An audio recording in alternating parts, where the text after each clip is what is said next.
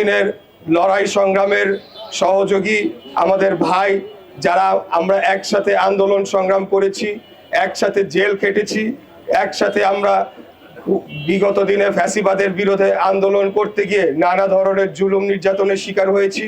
আমরা আজকে একাত্ম পোষণ করে আমরা একসাথে কাজ করে আগামী দিনে বাংলাদেশের গণতন্ত্রকে পুনরুদ্ধারের জন্য কাজ করে যাব ইনশাআল্লাহ। ভিপি নুরুল হক নূর গণ অধিকার পরিষদের সভাপতি, তিনি পটুয়াখালী ৩ আসন থেকে নির্বাচন করছেন জোটের পক্ষ থেকে। আমি আপনাদের মাধ্যমে পটুয়াখালী ৩ বাসীর উদ্দেশ্যে বলতে চাই, আপনারা আগামী 12 ফেব্রুয়ারি ভিপি নুরুল হক নূরকে ভোট দিয়ে, ট্রাক মার্কায় ভোট দিয়ে জয়যুক্ত করবেন ইনশাআল্লাহ। 2024-এর 5ই আগস্টের কয়েকদিন আগে, সম্ভবত 3-4 দিন আগে, ভিপি নুরুল হক নূর, বা 4-5 দিন হবে, নুরুল হক নূর তিনি কারাগারে আসেন এবং আহত অবস্থায় রিমান্ডে নিয়ে তাকে টর্চার করা হয়েছিল। এক পায়ে তিনি মাটিতে ফেলতে পারছিলেন না, 2 কারারক্ষীর 2 ঘাড়ে হাতে ভর করে তিনি হেঁটে হেঁটে তাকে নিয়ে একটা পরিত্যক্ত প্রায় কারাগারের কক্ষে ফেলে রাখা হয়েছিল। আমি এক বিল্ডিং পাশে ছিলাম যখন ভিপি নূরকে হাঁটিয়ে নিয়ে যাওয়া হচ্ছিল। আমরা সকলেই সেই দৃশ্য তখন দেখেছিলাম। তখন আমাদের অনেক বিএনপির নেতা কর্মীরা ইতিমধ্যেই তখন গ্রেফতার হয়ে কারাগারে আসা শুরু করেছে এবং যেই ভবনগুলা পরিত্যক্ত ছিল সেগুলোকে খুলে হাজার হাজার ছাত্র জনতাকে তখন বন্দি করে রাখা হয়েছিল।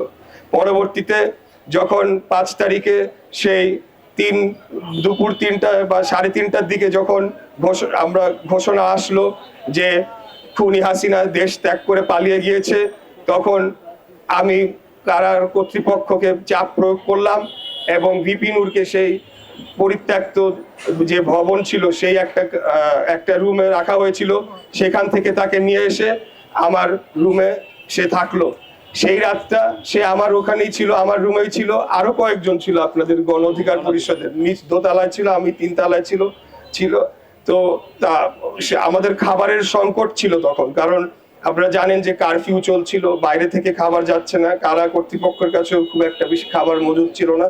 আমাদের কাছে বিস্কিট টিস্কিট যা ছিল, আমি, ভিপি নূর, আমাদের ঢাকা উত্তরের সভাপতি আমিনুল ভাই, মজনু ভাই, তারপরে যে নীরব ভাই, SM জাহাঙ্গীর ভাই, আমরা সবাই একসাথে ছিলাম।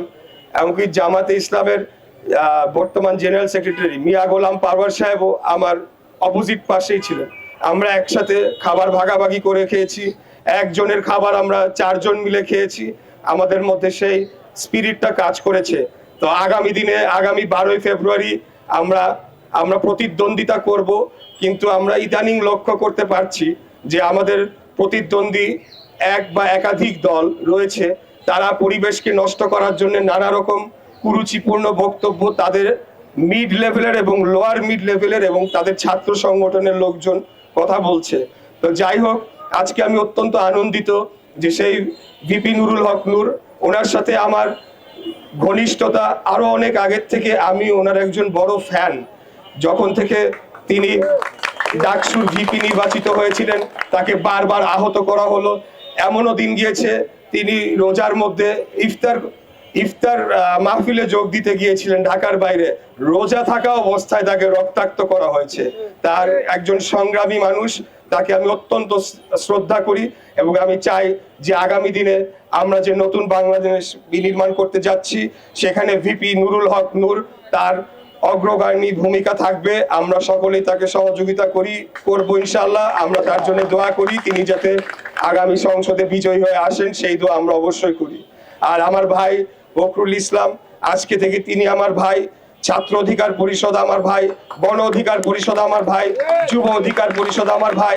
তারা রক্ত দিয়েছে, আন্দোলন করেছে। আমি যখন প্রথমবার কারাগারে যাই 2022-এ সম্ভবত, আমাকেও একটা নির্জন সেলে রাখা হয়েছিল এবং কেউ ওখানে যেতে পারতো না। ওয়ালের মধ্যে লেখা ছিল গণ অধিকার পরিষদ, ছাত্র অধিকার পরিষদ, আমি বিপদে আছি, ফোন দিয়েন, এবং তাদের নাম্বার। কি পরিমাণ অত্যাচার তাদের উপর করা হয়েছিল